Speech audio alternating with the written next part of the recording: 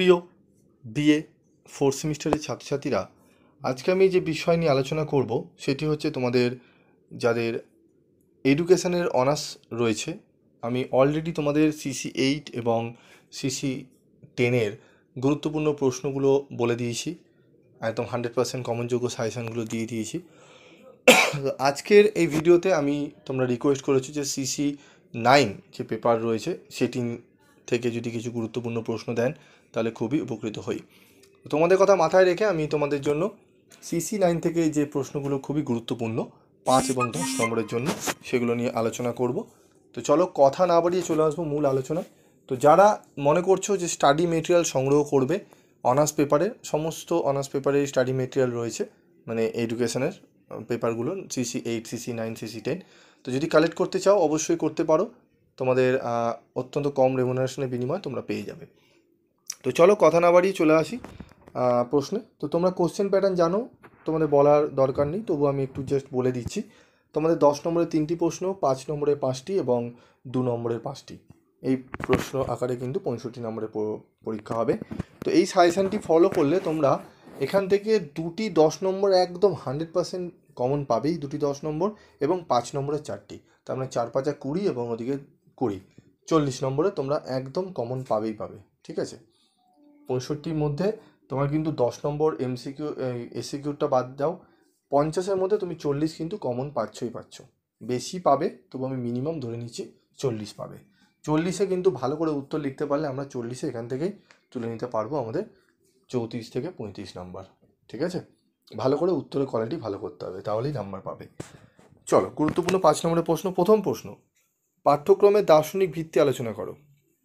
খুবই গুরুত্বপূর্ণ প্রশ্ন। 2 নম্বর, পাঠ্যক্রম বলতে কি বোঝো? ইহার প্রকৃতি ও পরিধি সম্পর্কে আলোচনা করো। পাঠ্যক্রমের মনস্তাত্ত্বিক ভিত্তি সম্পর্কে সংক্ষেপে আলোচনা করো। ব্রুনারের নির্দেশনা তত্ত্বটি সংক্ষেপে বর্ণনা করো। আধুনিক পাঠ্যক্রমে এই তত্ত্বটির তাৎপর্য কী? তারপর চলে আসবো আমরা পরবর্তী প্রশ্ন। ব্লুমের বর্গীয়করণের সংশোধিত সংস্কারটি সংক্ষেপে আলোচনা করো।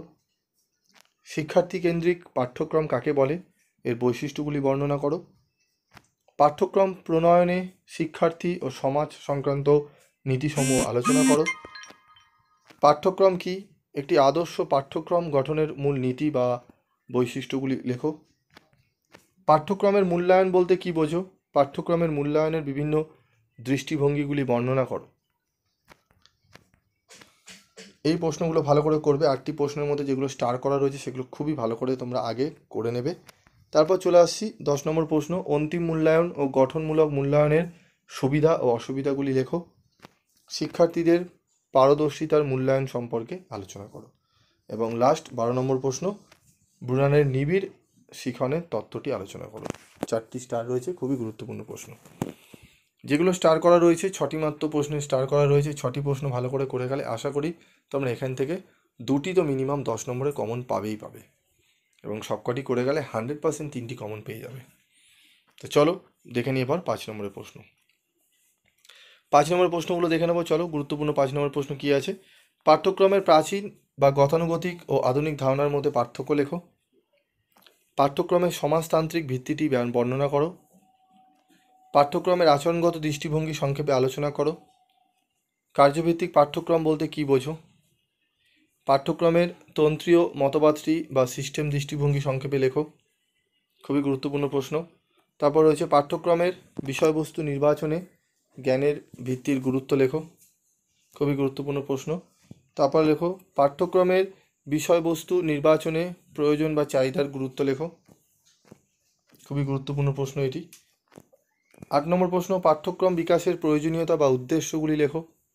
4টি স্টার রয়েছে, ভালো করে পড়বে। শিক্ষার্থী কেন্দ্রিক পাঠ্যক্রমের সমস্যাগুলি উল্লেখ করো। ঠিক আছে, এই প্রশ্নটিও অত্যন্ত গুরুত্বপূর্ণ। 10 নম্বর প্রশ্ন হচ্ছে পাঠ্যক্রমের আধুনিক ধারণা বা মূল নীতি বর্ণনা করো। অত্যন্ত গুরুত্বপূর্ণ এটিও। NCF 2005 অনুযায়ী বিদ্যালয় ব্যবস্থার বিভিন্ন সমস্যাগুলি উল্লেখ করো। ওকে, তো 11টি প্রশ্ন মাত্র আমি 5 নম্বরে দিয়েছি। এই 11টি প্রশ্নই খুব ভালো করে যদি করে যেতে পারো, যেহেতু অনার্স পেপার রয়েছে, আশা করি তোমরা এর থেকেও বেশি প্রশ্ন পড়েছো যারা ভালো রেজাল্ট করতে চাইছো।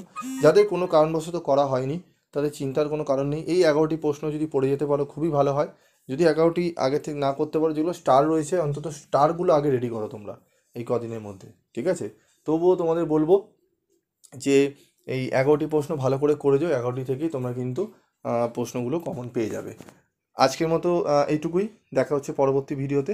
সকলে ভালো থেকো, সুস্থ থেকো, এবং তোমাদের আগামী 5th সেমিস্টারেরও তোমরা প্রত্যেকটি সাবজেক্টের স্টাডি মেটেরিয়াল 100% কমনযোগ্য সাজেশান, ঠিক আছে, তোমরা পাবে। তো তার জন্য তোমাদের করতে হবে কি, যারা চ্যানেলে নতুন, চ্যানেলটি সাবস্ক্রাইব করে পাশে থাকা বেল আইকনে ক্লিক করে রাখবে, এবং আমাদের পিভি স্টাডি ক্লাসের অফিসিয়ালি গ্রুপ রয়েছে, সেই গ্রুপে তোমরা জয়েন্ট হয়ে থেকো, সেখানে অনেক কিছু তথ্য তোমরা কিন্তু জানতে পারবে। আজকের মতো এটুকুই, দেখা হচ্ছে পরবর্তী ভিডিওতে। সকলে ভালো থাকবে, সুস্থ থাকবে।